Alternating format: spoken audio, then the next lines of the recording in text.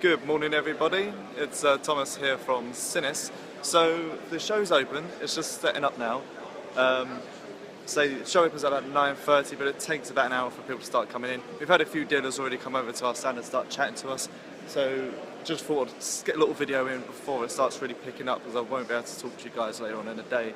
So we've done a video earlier this morning about the new models and the new releases. Unfortunately, the video footage was a little bit shaky, so I thought I'd come in. I've got my lenses, I've got my microphone, I've got a bit of a better camera here, so I can give you guys a bit more of a closer look up on the new models. So today we're going to start up on the Sinis Zen 125. Out of all the Euro 4 bikes, although personally I'm a supermoto man and I love my Apaches, I'm most excited about the new Zen, and I just can't start to tell you how good the attention to detail on this scooter is. Everything down to the finish on the paint, to the casting of the panels, the detailing on the chrome and even the dash.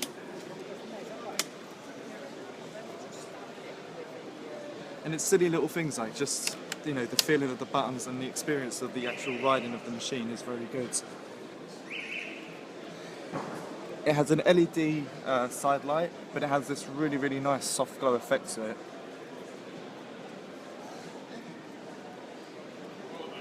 The detailing of the actual indicators and the LEDs is just so well done. It's got white wall tyres with a twin pop caliper, but it's got a very, very efficient fuel injection system on there.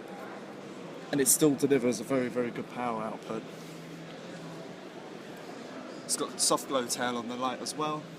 It's got metal grab rail, and the detailing on the stitching in the seat is just fantastic.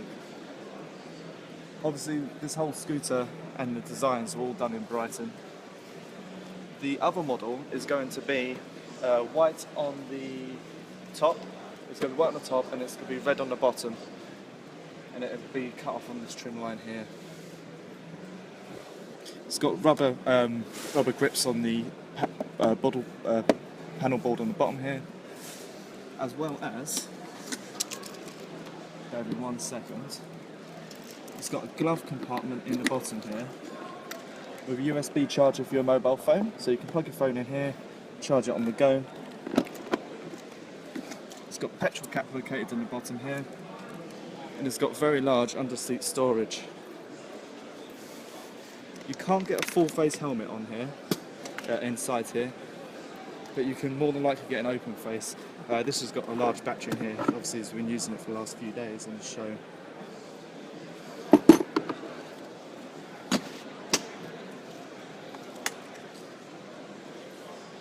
So second of all, the bike that surprisingly has the most amount of attention out of this whole show, even the SMR went very, very big online, the Terrain 125, which is our new adventure bike.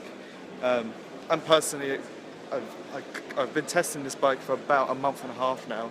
Not in the final designs, it was obviously a test product, so we made a few changes to the bike, a few extra details and bits I didn't like about it. We've spoke to the factory, and this is the final design of the bike. It comes in the red, or it comes available in matte gunmetal silver, which is very, very nicely done. So the panniers on this bike, we're not decided just yet, but it's more than likely going to be an optional extra, but we're going to try and include it in the bike where possible. We'll release more information on this in the future. But this is from our new factory, and this factory builds bikes to a very high standard. They actually manufacture most of the electrical parts for Harley Davidson, from the switch gears to electrical looms. They also manufacture their own engines as well, so this is their own factory engine. It's very, very punchy. It's extremely reliable as well. It's got their own fuel injection system.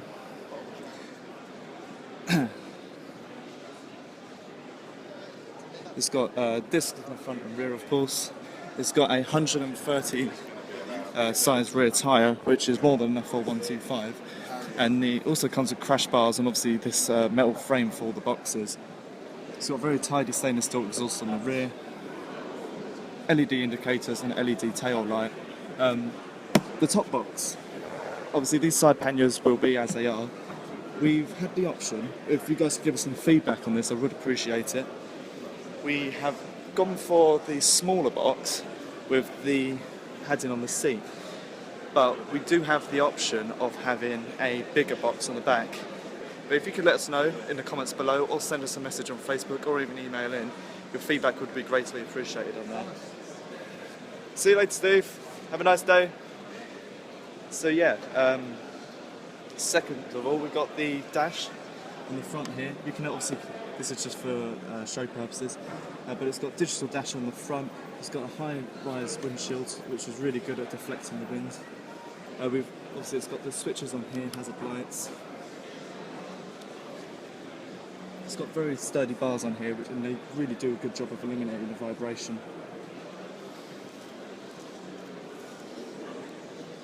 And also, some of the details I did like about this bike is, with a cheaper quality product, you know, they would cut corners in some areas, but on this whole front end is extremely solid. It's double layered under here, so it's all protected and sealed away. All the electrics are kept in here, and everything is all housed inside the actual unit itself. So you can really show the attention to detail on this bike. I believe it's about a 15-litre tank. The standard Apache is about 12 litres. I think I've got about 15 in there. So I haven't got the technical data on me at the show at the moment, but you can go for long mileage. When I've done the National Road Rally on the RS125, that cost us, 10 hours riding cost us about £16 each, £15 if that. And we had one fuel. Give me a second. Again, when I get back to Brighton, not this week, but the following week, I will get some more videos in, and I'm also going to go out and start doing some vlogging videos for YouTube, so you guys can check them out on there, and I'll go a bit more in depth about the bike and actually have it out on the road. So we've done some release images on Instagram and Facebook of the new Hoodlum 125, which is this model here. This is our new cruiser slash bobber. This has had a great amount of attention on the stand and online as well. We've had some really good feedback from people in the dealer network. You know, the actual dealers you go to, this is where they come to actually see the release of the bikes. Again, this is made in the same factory as the Terrain, and is again built up to a very, very high standard. Attention to detail for us this year has been a really big thing. The finish on these bikes are just fantastic now. So the Hoodlum's going to come in a matte black colour, as well as the bronze on this bike. On the shock absorber here, it's going to be the same colour, but for along the whole bike. We will release more information on that one soon, but for now we're just releasing the matte black images.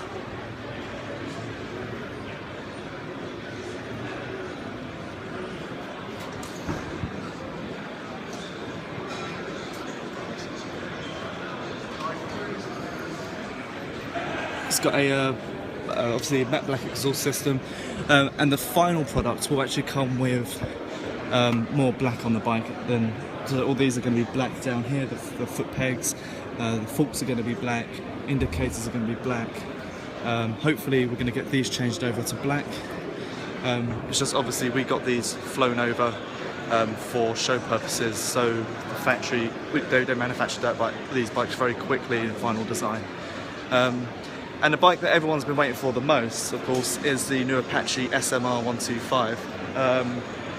I've been testing this bike for about 3 months now, maybe a bit longer actually, since the initial first test model. I personally owned an Apache back when I was 17, and before I worked for Sinnis, I bought my Apache from G-Force up in Kent. So this is my personal favourite bike. I'm really, really happy that with the final design of this machine. So we'll start off at the back. We've got the LED tail light, the dual exhaust systems, which are genuine exhausts. It's not one fake one, it's 2 exhausts. We've got a 130 size rear tyre on the rear, which is, you know, again, it's really substantial for 125. So we got rid of the spoke wheels this year.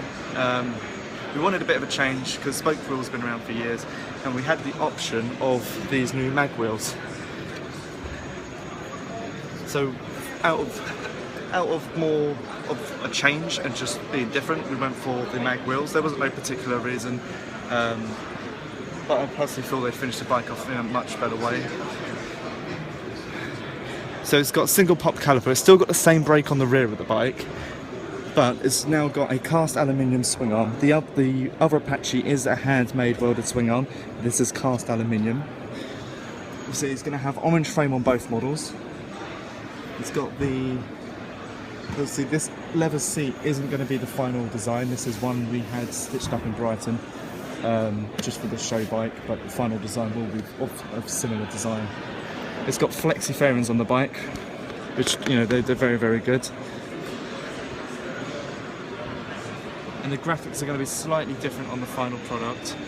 Again, this was all done in-house at Brighton. This Apache, it was all sprayed, powder coated. The graphics all done by ourselves in our office. So when we get the final product over, it will be a few little changes. Like, as you can see by the original designs, it will have white graphic up the side panel here. It will have white graphic down the middle here. But again, this is also just for show purposes. So we've got Apache 250 disc on the front with twin pop caliper. It's a much better size. As well as like the aggressive styling on the front, it's got a new headlight. It's also got new LED indicators. It won't come with the handguards, levers or mirrors. This is something that us as Sinnis manufacture and offer as an optional extra. You can purchase these through your dealer network, or you can purchase it for our parts department. We've opted for the sunburnt orange reso levers on this bike. There is a lot of cheaper levers on eBay that do fit the Apache, or you can get complete kit changes, which I know that most people do.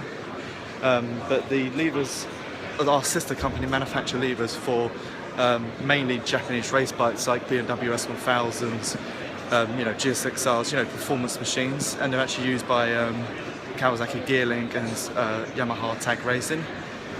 But we implemented the product onto the Apache, so we have offered it at a cheaper rate. It's still the same lever, but obviously we've marketed it to you guys because we've had a lot of feedback of actually bringing in levers and accessories, so that, you know, we've listened to you guys and we've sort of implemented in. The same with the Toro systems as well.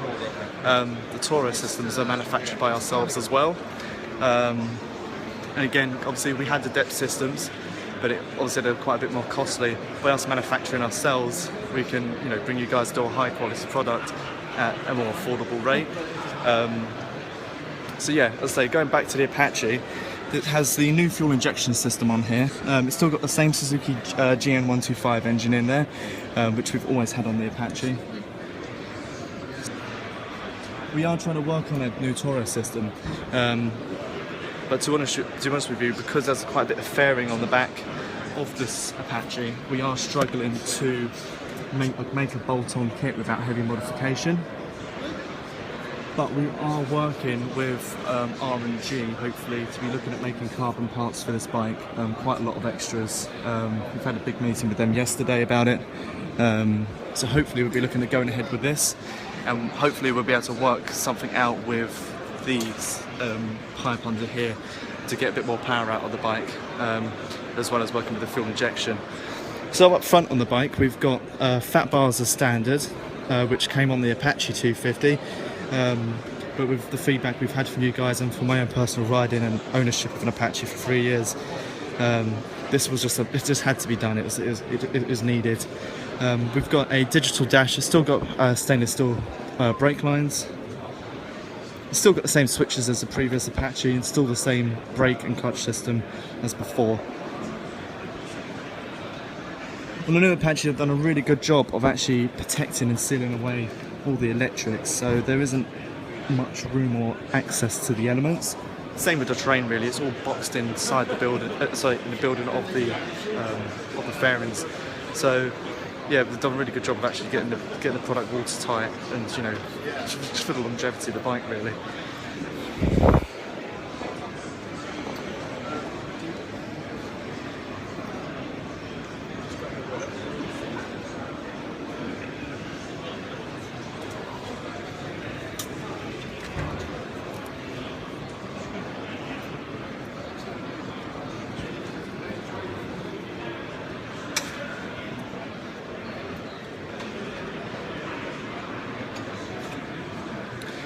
So again, I will be releasing more photos, more details of what's going on behind the scenes at Brighton. This year is going to be a really, really big year for Sinnis. So as I'm sure you heard in the video earlier on, this morning we actually won Motorcycle Franchise of the Year, which for a Brighton company is a fantastic achievement. We came in just behind Yamaha, and this was voted for by our dealer network, so the guys you purchased your bikes off of. They're all independent companies, they're not owned by us. I think they come to us for the product, and it just shows the confidence that people have in the bikes, and they rely on their businesses with Sinnis. And a lot, obviously, for them to vote this, it's a really, really big thing for us. So a big thank you to all of you guys, our customers, and we get all the feedback for you guys when you message us on Facebook. So please do message us if you have thoughts or any ideas. Send them in, because we do read and we do listen, and we do value what you guys say. So please keep on doing what you're doing, and yeah, I hope you all have a great day. I'm going to do some more videos again next week, as I said, and yeah, we'll be releasing more information soon. So thanks a lot.